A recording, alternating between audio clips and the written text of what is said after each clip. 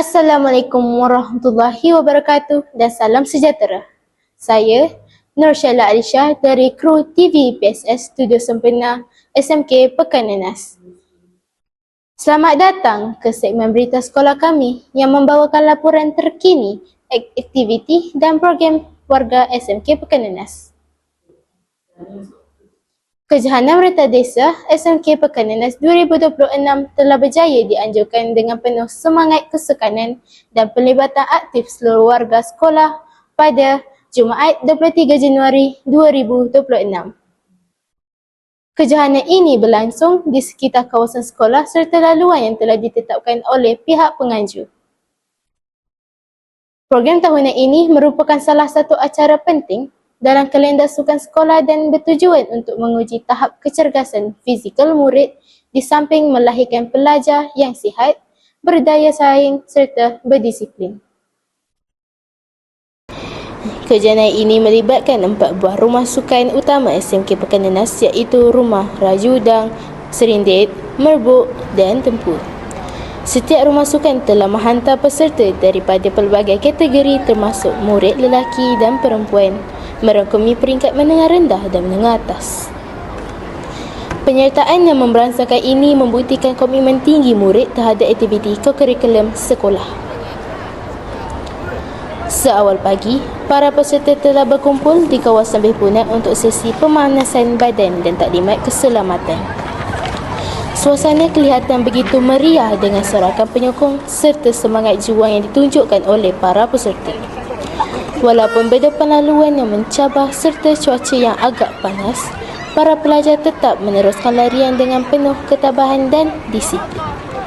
Guru-guru rumah sukan serta petugas kejohanan turut memainkan peranan yang penting dalam memastikan keselamatan dan kelancaran acara sepanjang kejohanan berlangsung.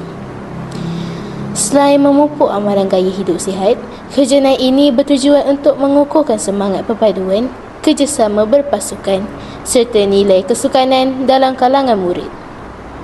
Program ini turut menjadi platform untuk mengenal pasti bakat baharu yang potensi untuk mewakili sekolah ke peringkat zon, daerah atau negeri.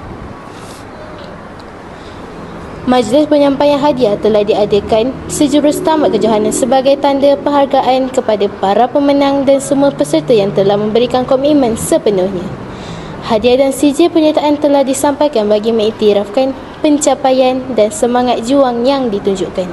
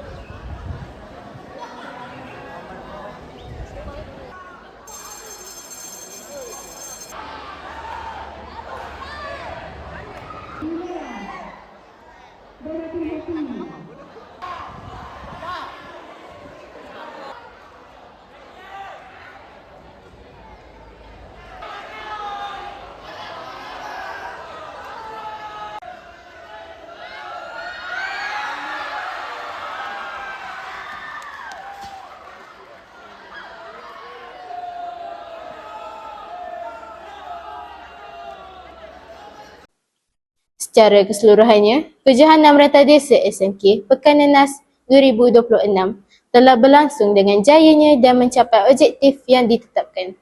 Diharapkan, program seumpama ini dapat diteruskan pada masa hadapan bagi melahirkan murid yang cergas, berdisiplin dan seimbang dari segi jasmani serta emosi. Sekian daripada saya, kru TV PSS Studio Sempena SMK Pekan Nenas. Saya Nursyalia Alisha mengucapkan terima kasih kerana menonton. Wassalamualaikum dan salam terhormat.